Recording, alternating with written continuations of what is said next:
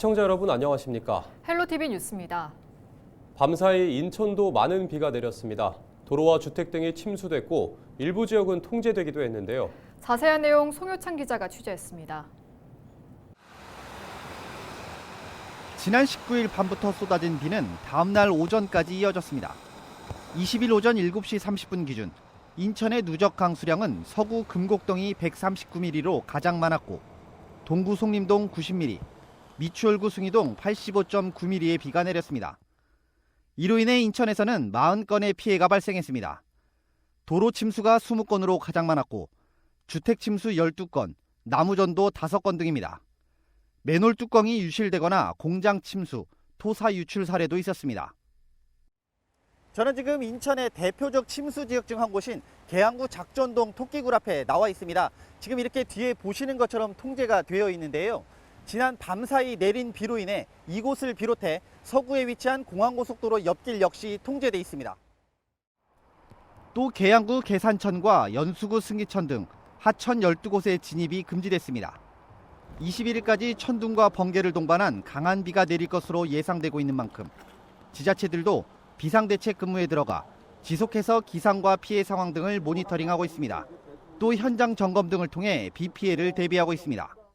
지금 어제서부터 제가 현장을 다니면서 준비를 하고 있어서 저희 아직까지는 계양구엔 큰 피해가 없어서 정말 다행이다 생각하고 지금 이제 우기철이 시작이 되고 있잖아요. 그래서 철저하게 준비해서 주민들이 피해가 최소화될 수 있도록 저희가 최선을 다하겠습니다. 한편 20일 오전 4시 40분을 기해 강화와 옹진 지역을 제외한 인천 전 지역에 내려진 호우경보는 유지되고 있습니다.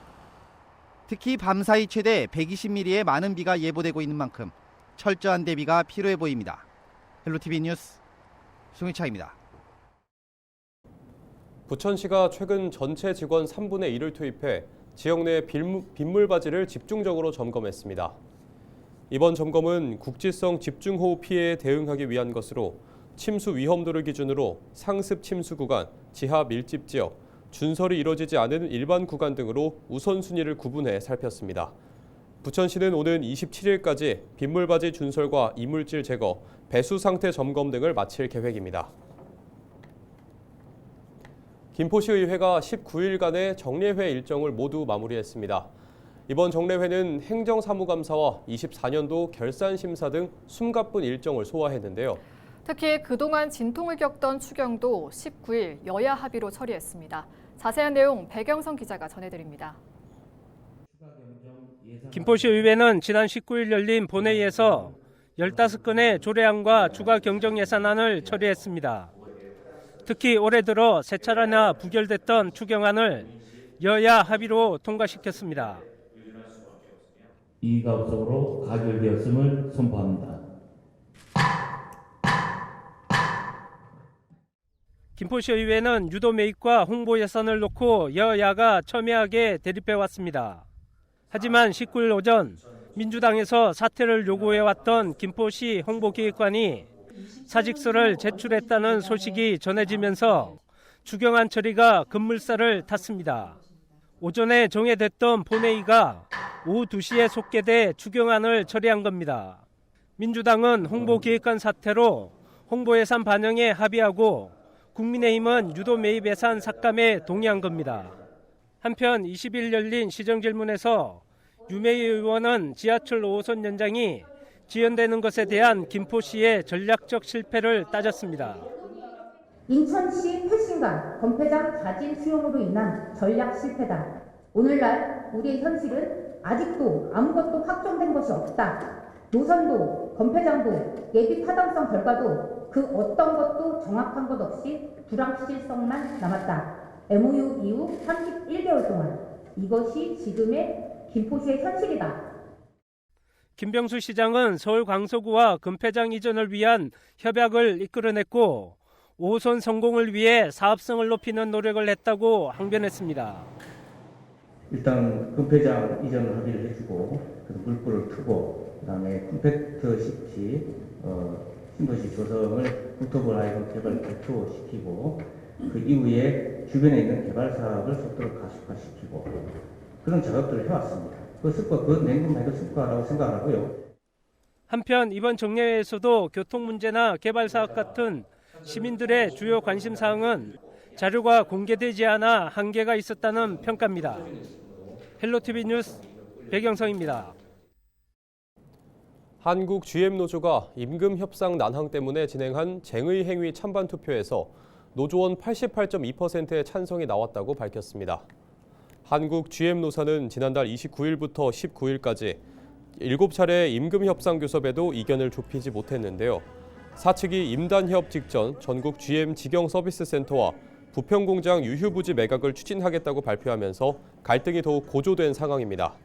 노조 측은 사측의 일방적인 자산 매각 발표 때문에 노조원들이 쟁의 행위에 찬성한 것이며 23일부터 직영 서비스 센터와 부평공장 유휴부지 매각을 반대하는 서명운동에 나서겠다고 밝혔습니다. 수도권 지하철 기본요금이 인상됩니다.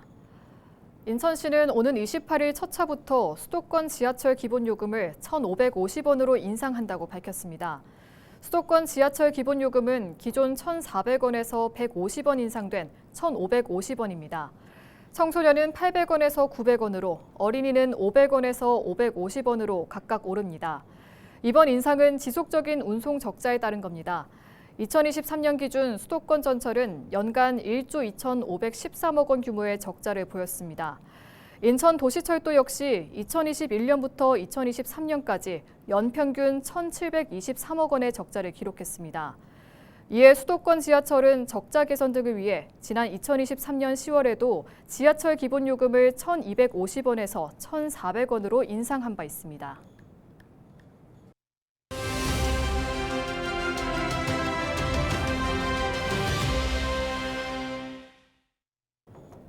유정주 경기문화재단 대표이사가 취임한 지 100여일이 지났습니다.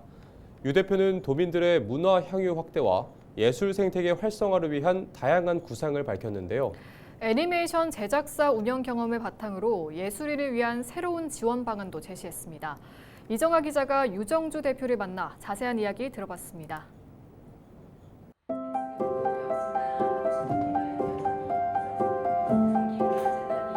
도민들을 위한 문화 향유를 굉장히 중요하게 생각을 하고 이제 예술 작품을 창작하는 분들을 지원하는 역할을 하고 있거든요. 저도 예전에 문화예술 계통에 있으면서 지원을 받았던 사람으로서 그 지원이 얼마나 소중한지 잘 알고 있어요. 그래서 이러한 지원이 좀 더 많은 분들에게 갈 수 있도록, 그리고 그러한 것들이 바로 도민들과 함께 향유권을 누릴 수 있도록 하는 방법은 더 좋은 방법은 무엇이 있을까라는 고민을 가장 많이 하고 있고 했던 것 같습니다.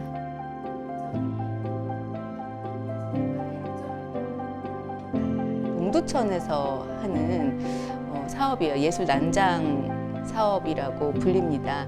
우리 작가들이 이제 벽화도 그리고 관람객들이 와서 일종의 그 동네를 이제 보는 거죠. 여행을 하는 거죠. 그래서 저는 관광과 그리고 예술이 결합하고 그리고 그 지역의 특성이 살아나면서 또 그 안에서 창작자들이 활동할 수 있는 것, 이것이 굉장히 선순환이 돼야 한다라고 생각을 하거든요. 그 모델이 여기 있구나라는 생각을 해서 그 사업을 굉장히 지켜보고 있고요. 또 저희가 8개의 박물관과 미술관을 운영하고 있습니다. 홍보를 해야겠다라는 생각을 굉장히 많이 하고 있어요. 그러니까 이거는 뭐 특히 박물관, 미술관뿐만이 아니라 저희가 하고 있는 경기도의 대표 사업들을 경기문화재단이 굉장히 많이 하고 있거든요. 이러한 사업들이 있다. 그러니까 있다는 것을 알아야만 많은 분들이 알고 찾아오고 향유할 수 있는 것이잖아요. 그래서 재미있는 요즘 시대에 맞는 트렌디한 좀 홍보를 키워야겠다라는 생각을 많이 하고 있고,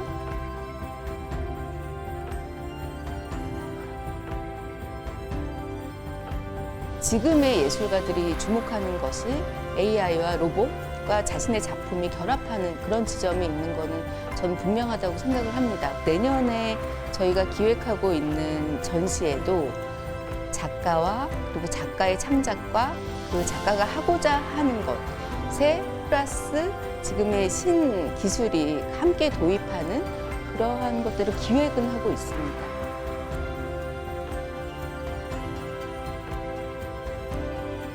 자신의 이름 네임 밸류를 높이면서 작품 활동을 할 수 있도록 돕는 새로운 개념의 지원이 이제는 필요하다라는 생각을 좀 많이 했습니다. 홍보를 얼만큼 했느냐에 따라서, 그리고 그것에 대한 예산을 들여서 2차 부가 사업에 대한 사업을 얼마나 펼쳤는가에 대해서, 그거에 따라서 굉장히 달라지거든요. 많은 분들에게 알려줄 수 있는, 그렇게 조명해주는 그런 콘텐츠를 재단이 만드는 것도 역할이다라고 생각하고 있습니다.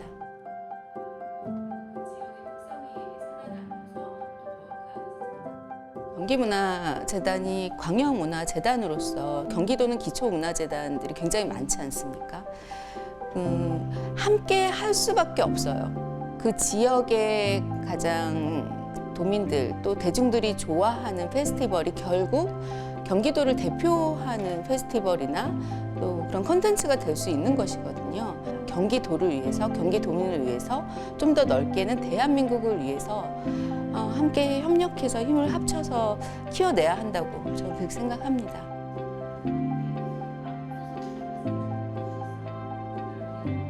우리의 아이디어를 넣어서 한번 기획을 해서 그것을 실행해보자, 이런 것들이 저희 모토입니다.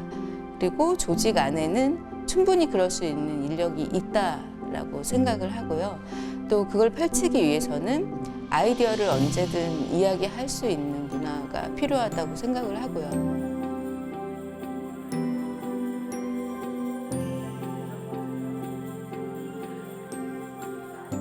정말 꼭 이거는 자랑하고 싶어라고 생각이 드는 거는 미술관과 박물관입니다. 그리고 박물관과 미술관에 전시하고 있는 작품들, 그리고 그 작품을 만드는 창작자들, 작가들이거든요.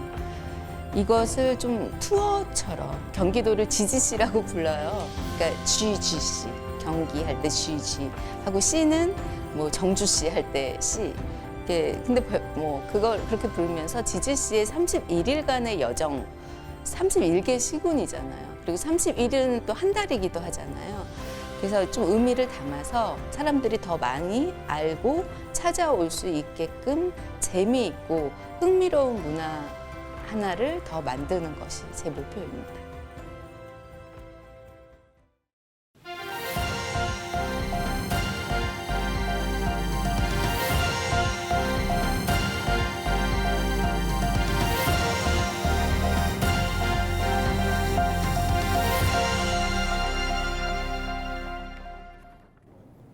부천시가 의료 돌봄 통합 지원 고도화 방안 정책 토론회를 열고 발전 방향과 실천 전략을 논의했습니다.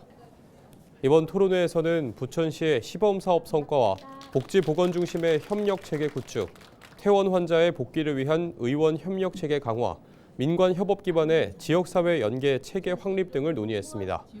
이와 함께 전국 확산을 대비해 지자체 주도의 돌봄 체계 구축과 전담 조직 예산 강화, 보건의료 기능 확대, 조례 개정 필요성 등이 제기됐습니다. 부천시는 토론회에서 논의된 제언을 바탕으로 전국 확대 시행에 대비한 선도적 실천 전략을 마련하고 지역 중심의 의료 돌봄 통합 지원 모델을 수립할 방침입니다.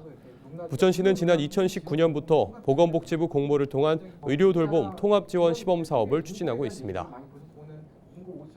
지금 우리가 해왔던 통합돌봄에 대한 기본적인 내용들을 포함하여 어떻게 하면 이걸 지속적으로 계속 끌고 갈 수 있는지, 지속적으로 끌고 갈 수 있다는 문제는 결국은 돈의 문제거든요. 그 돈을 어떻게 확보할 것이고, 협의체나 지원체나 민간과의 그런 관계들, 그리고 정부와의 관계들, 이런 것들을 좀 다 포함해서 조례에 좀 포괄적으로 담을 것이고, 어떻게 하면 부천형 통합돌봄이라는 내용들을 조례에 담을지를 고민하고 있습니다. 부천시가 중동 1기 신도시 재정비 마스터 플랜 수립에 본격 착수했습니다. 이번 계획은 부천시가 1기 신도시 가운데 처음 수립하는 계획으로 중동 신도시 전역의 문화생활축, 친환경 물길축, 보행 녹지축 등을 유기적으로 연결한 도시공간 구조를 포함합니다. 이상으로 뉴스를 마칩니다. 시청해주신 여러분 고맙습니다.